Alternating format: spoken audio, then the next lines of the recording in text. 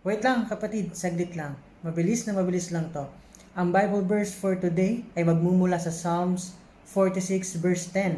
At ang sabi dito, "Be still and know that I am God."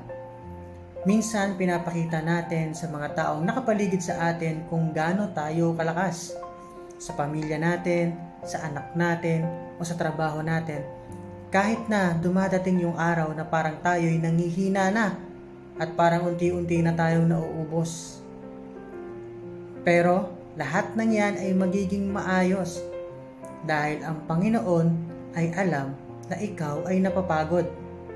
Alam din ng Panginoon na ginagawa mo ang lahat, ang best mo. Alam din niya na minsan hindi ka na sigurado sa kung ano ang susunod mo na gagawin. Pero nakikita ka niya. Nakikita niya na hindi ka sumusuko. Marami siyang plano para sa'yo at siya ang lalaban para sa'yo.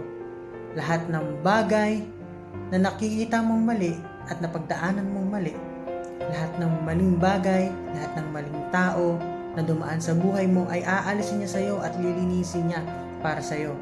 Magbubukas siya ng bagong pinto kung saan siya ang magbubukas para sa'yo.